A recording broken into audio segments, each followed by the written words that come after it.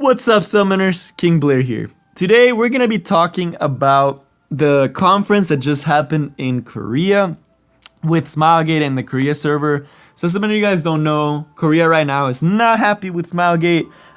They kind of flamed them at the conference, but it was basically just a chance for them, the community, to try to talk and see like, hey, what's gonna be happening in the future? How are you gonna address these issues that we're going through? And I'm just gonna give you guys a quick summary and just talk about my personal opinion on a lot of these things and what I personally think. So if you're interested in reading more in detail and want to read directly what the Korean people said, so K Gaming put in Reddit a really good post just summarizing everything and putting dates and just very good and concise summary, and I really like it. I also read some of the direct questions from Tenha, like how he translated them, how he asked them, and like just so you can see how upset the people were, which I don't think they should have been. I don't know. I'm not from the Korea server. I'm from the global server, but I feel like they kind of took it too far, and I don't know. I don't get why they're so mad. Honestly, like overall, if you ask me, I feel like Epic 7 is in a decent state. Yes, it can be better, but I don't think it's like bad. Let me know in the description if you disagree. If you agree more with the Koreans and the game's just like terrible, and you think it's like always going under drain. I personally think it's pretty well balanced overall, besides Sage balances on and some of the things we'll talk about. But let's just get into it, and I'll give you some more of my thoughts and some of the things that they brought up. So first, let's talk about the biggest thing that probably was the biggest thing that was talked about: Moonlight summoning, and just all the summoning methods and just things like that, how they're going to address these things in the future. So the big thing with the Moonlight summoning is whether or not they're going to be adding a pity system. So you guys know when we have an event limited banner, after 120 summons, you have a chance to get the hero guaranteed. So they're wondering if they're going to do something similar to that with Moonlight summoning, because as you guys know, right now, it's pretty hard, to get a Moonlight 5-star, and sometimes it feels like getting those Moonlight 4-stars is also kind of difficult. And they're asking, hey, is there going to be a pity system for this? So what they discussed was potentially having a 40 Moonlight. After 40, you have a chance to get something. They didn't clarify if it'd be a 5-star or a 4-star, and they ended up taking it back and saying that they do want to implement a sort of pity system, but they feel that they are not sure on how they want to do it. And I completely understand. It's something that's hard to balance, because on one hand, if you add a pity system, it takes away from the free-to-play players like myself, like the excitement of pulling for a 5-star. Like when I got my Spectre Tenebria, I was super psyched. It was one of the most exciting moments of my Epic 7. I wish I could have recorded it, but it was a very special moment. But on the other hand, at the same time, people aren't going to be as lucky as me, or are going to even play the game as long to try to get that. And it's like everyone kind of wants to have that 5-star Moonlight 5-star. So how do you balance the side of you want to have it for the casual players and for the Dolphins, but you don't want to get it to the point where it's not special anymore, or you can just whale it out and get every single unit in the game? That's the big part, because honestly, if they added a pity system, it would benefit the casual players, but it would benefit the whales the most. So it's really hard. That's something that if you do the 40 cap ceiling, I feel like it would just fall apart. And they were really pushing for that, and they were saying oh, it should be lower, after 20 summons I should get a 5-star. But that's the whole point of a gacha game is you work with what you have, and you're excited about the things you get. One thing I do think that they brought up that I think would be really awesome is if you took off this 3-star Moonlight. That honestly would fix so much, because already some of those 3-stars are so useless, and they could honestly go in the Covenant. And honestly, it'd be better, because then you get a variety of units, especially when you're starting off the game. And I have a lot of those 3-stars. I feel like if I started the game and I had some of the Moonlight 3-stars, I would have enjoyed it a lot more than having to wait till 10-10 when I already have my teams built to have to build them. And by then, I don't want to give them the time. So I feel like doing that to where you can get Moonlight 3-stars from that, and then you only get 4-stars and 5-stars, would be so much healthier. Because at the same time, the 4-star Moonlight heroes, they're strong, but they're not broken enough that it's this is crazy. And I remember when I started the game, I actually my first 2 Moonlights were 4-stars, and I thought it was supposed to be that way. And I was pretty happy because I was like, hey, like over time I'll eventually get like most of the 4 stars, which is what it should be. You should eventually have most of the 4 stars and very few of the 5 stars. So if they did implement that, and I personally think that's what they should do with the Moonlight system, I honestly think that would be the best way, because a lot of the most broken Moonlight heroes are honestly the 4 stars. Like people talk about Sage Balance Hassan, but he's honestly, I personally think the only 5 star that has no counterplay versus some of the 4 stars. Like if we just look at the Moonlight heroes, it's like some of the 4 stars are like, you can't really balance them. Like for example, like Assassin Cartuja, there's really no counterplay to an Assassin Cartuja. You really can't do anything if you're gonna miss 15% of the time. And then Crimson Armin, like 30% of your crit damage is gone. Like there's no counterplay to that. So I really do think that it would still keep that special feeling, and upping that to like 10% of getting a Moonlight hero would be so much better. So that's what I personally think. I just feel like that would be the best. The other thing about the summoning system that was brought up was, why is there artifacts and how are they going to deal with saturation? So the artifact one, I honestly guys, I asked this myself too. They said it's because if they had just the heroes and the artifact, if you could pick which one you choose, everyone would do heroes, and that is kind of true. Like I guarantee you that if I didn't need to, I would be fine with just using Exorcist Tonfa. I would really not pull for artifacts and I would mostly just go for the heroes. And it's true. And then with the banners, it's like, you know, they keep adding and adding heroes. Like in the future, if someone really wants Lilibet, there's no way for them to get it. And you know, that is something that is very like, you know, that's true. So what they were saying is they will have to take a look in the future of how they're going to do this. They did mention how limited banners would be a little bit different, and how they would try to make it so they would be more banners for you to be able to summon, and more ways for you to get those heroes that you want, similar to kind of like a pity system but just for general summoning, which again would be pretty dope. I will have to say, for that one, if they did 120 summons, you get a random 5-star for any type of summon. That actually, I would not mind it. Yes, does that benefit the whales? Yes, but like, you know, at the end of the day, you don't need all the units in the game, and there's still a lot of luck involved. So I feel like that part would be okay, and it would actually help the casual player base, because you do get to 120 pretty often, and having the access to more heroes is pretty nice. Last but not least, Mystic Summon. This is a nightmare. They didn't touch on it too much what they're trying to change, but they have recognized that there is a problem, and I'm glad, because I personally, when Mystic Summons came around, I was super pumped, because I was like, oh, this is awesome. Like, you know, I have a chance to get this limited pool. You know, I'm gonna get my guild, get pumped up for Guild Wars. But then they released the packs, and then the packs is just kind of like, come on, man. Like, why are you able to play for the selective summon when it's something that should be more of a reward, you know? And then also a lot of the reason with Mystic Summon is where the most broken Moonlight units come out. So it's a big point of, it's probably the biggest point that makes this game kind of pay to win. It's legit because of Mystic Summon. Like, before Mystic Summon was a thing, the game was actually very well balanced, and even if you wailed, there was no way for you to be the strongest, because it was more about team comp.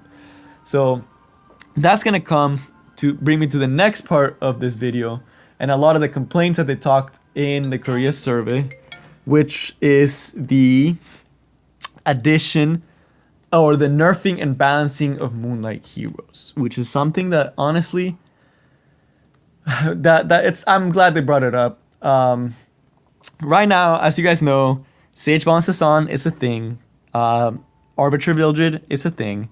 And honestly, those two are probably the most problematic. Moonlight Armentia, I honestly feel like she's pretty balanced, which is so weird to say, because when she came out, I thought she was busted. But biggest two people are Arbiter Mildred and Sage Balance Hassan. And then also for PvE content with Dark Corvus, if you don't have Dark Corvus, Automation Tower becomes a lot harder, because Dark Corvus is kind of a freebie for this part of the game. So how are they going to balance that? And also with heroes that they already balanced with Cess. So for the Cess one and the Wind Rider, they are sticking to what they said with Wind Rider. They will not change what they did, but they are going to give the players the option. It says it here, if you guys do come to this, but I'll show you guys that they are going to allow it, like July 25th, you will be able to recall your Cess. That's great. That's awesome. I'm did I have that? No, but will I recall my says? Yes, because I never use my says. And the fact that he doesn't have the option to be able to build Wind Rider makes it so there's really not that much of a reason for you to build them unless you really still need a farmer. So that deals with that. As far as the Moonlight heroes, they did say that they wanted to balance them in the future and make it so they want to try to see if they can add more units, like do what the way that they balance it, like buff some units, maybe add a couple units to balance. And I started doing that with Lilibet, and I do think Arbiter Vildred, as much as I hate to say it, even though he is very tilting and I lose to him a lot, Lilibet, if I had a Lilibet, a lot of these team comps that I go against, I would probably be able to beat pretty easily. So yes, they are that. I don't think that'll be a problem as far as Arbiter Vildred. But things like Sageball and Sasan, right now there's very little counterplay. And if you go against someone that has a god tier Sageball and Sasan, there is no counterplay. Like if you're going against very high effectiveness, will, high HP, Sageball and Sasan, you really have no counterplay against that. So that is something that I don't think there's a unit they can bring into the game that can balance that. But then at the same time, like I can see it from Epic 7's side. Hey, if they do this, all the whales will be pretty upset if they nerf Sageball and Sasan, because they paid money for it. And that's the thing. That's the part that's like, what do you want to do? Do you want to make the player base happy? But I feel like with the case of Sageball and Sasan, there's really no counterplay to him. And even if I had him, I feel like he's kind of a freebie character. If you have him, you probably feel it too. You're probably like, he's broken. Like there's no getting around it. He requires zero setup. He can do everything on his own. He strips, he sleeps, he does everything. Like there's no team building around Sageball and Sasan. It's just literally Sageball and Sasan, and then how much can I destroy my opponent after that because of the advantage you just get from him. So I honestly hope that they do decide to nerf him, but I'm just happy that that is something that they're looking at. Last but not least, it's just over life quality of changes to the game. So things like Molagora, energy, and hunts. So as far as energy, they do not want to go. They are gonna look at the leaks giving you 80 energy versus full. And I honestly, guys, my thing with energy. Okay, I'm just gonna say right here. So the thing is unequipment cost. That's the big one because they're like, we should be able to unequip for free. The other thing that the Koreans say that they wanted and told Epic 7 that they wanted was the energy, to have the leaves give more energy.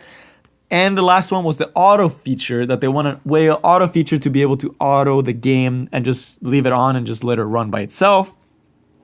And then the hunt one. So first for the hunt one, I do agree that there should be some form of a pity system for the hunt for the equipments, because right now there's so many units I want to use, but I just can't get the equipments I want. Like me trying to get a attack percentage ring with a speed substat, I have probably used like over 2,000 claws, and I have not gotten a single like purple grade or legend grade that has that. So yes, I really do hope that they implement that. They did talk about doing some of like a mileage thing, and that'd be pretty cool. I would actually really like that. But as far as the other ones, the energy refill, the no equipment cost, and the auto repeat, guys, I don't know about you. I know me personally, a lot of people would probably be like, why? Like, what the hell? So I just disagree with all of them. I think it's fine the way it is. Yes, gold is expensive, but as you're able to do Wyvern 11, you come across a lot of gold. Like you start getting a lot of gold. And if you actually like sold equipment, I just wish they would let you a quicker way to sell equipment, but like you come across a lot of gold. And yes, it sucks that, unequipping equipment is a thing, but I feel like that's just part of balancing the game. Like if I was just able to move equipment around, I personally would be very stressed. And then I feel like people wouldn't focus on using what they have. Because if you look at my units, like after I stopped pulling for a while, and I just started focusing on the units that I have, I just got a lot better. Like my account went up by a lot, and that's just because if I could switch around equipment all the time, I wouldn't be able to have good units and like focus on the units that I have. So all this equipment was because I don't want to equip it, so I'm gonna make it the best I can first and then go from there. So I disagree with that. There are times where like the only thing I do want is something expected, so I know there's a day where there is free on equipment. So maybe like once a month, like once a weekend, there's a weekend where you can unequip for free. That honestly, I feel like it's the best solution. As far as the energy, man, I don't know how much Epic 7 you would need to play to have a problem with energy. Because like, I already play 2 to 3 hours a day and I don't run into energy issues. So I'm like, man, these people in Korea, man, they must really, really like to use energy. Because I, like, even with gems, like, I could use gems, I could use leaves, and I would have energy to throw because they just give you so many leaves. Every time after an update, there's gonna be like 5 leaves, you know? Like, I don't know, guys. I disagree. And then the auto feature, like, at that point, the game is playing, like, you already can auto feature. At that point, the game is just playing itself. Like, you're not even playing, you're not even caring, you're not even seeing the equipment. I like the fact that I have to look at my phone to see what equipment I got and then decide if I want it or not, versus if it just keeps doing auto. There's some games that have that auto feature, like most notably, like I know Seven Nights had it, and I just hated it. I hated the fact that it was like that. I don't know. That's just me though. That's more of the quality of life changes. Let me know what you guys think. But overall, these are a lot of the complaints that they brought up. How do I feel about it? Just my overall like feeling on it. I honestly feel like people are asking for too much. They're trying to push their idea of what they want and being very aggressive about it. Like in the like if you read some of the actually read the comments, the people in Korea were very, very toxic. It wasn't a healthy discussion. It wasn't like a, hey, the game's great, let's make it better. It was more of like, the game sucks, I want to quit, and everyone wants to quit.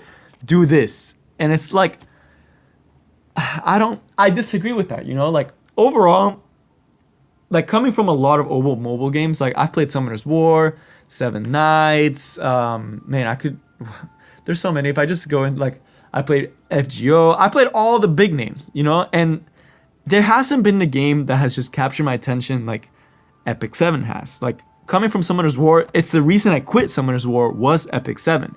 And that is like, first, am I biased because of that? A little bit, yes. And it's honestly the game I've had the most fun in and felt the least stressed about. I like not being able to 6-star units in one day. I like not having a billion units that I have to worry about. I like waiting in anticipation of getting a new unit. And I like dreaming about getting certain units. And just overall, while there is a lot of things that can be done to make the game even a better experience, if we keep like this rhetoric, like especially in the Korea server, if they keep the rhetoric of it being super negative and just making the developers, pushing them to do something that they don't want to do and they are not going to be happy doing it, will actually drive the quality of the game down. And the things that made the game special will not feel as special anymore. So I really do feel like a lot of these things, well, it's things that I do want to see in the game. Like, I do want to be able to have more Moonlight 5-star units. I do want to be able to have better equipment. It's things that I know take time. And like, as a developer, they have been doing so many updates back to back that I'm just like, how can they come every week with an update? That's just insane to me. Like, how? You can tell the developers care about this game. Like, they're not trying to ruin it. People are saying, oh, Smilegate is trying to ruin the game. They really, really put a lot of work into this game. You can see it in the care that they're doing everything. And at the end of the day, it's a business. They also have to look at the bottom line. They have to see how are they going to be making money and how they're going to go forward. So those are my final thoughts on this, guys. Let me know, guys, what you think in the comments. If you agree, if you disagree with me, if you wish they had done something different. But that is all, you guys, I got for you guys today, and I'll see y'all next time. Peace.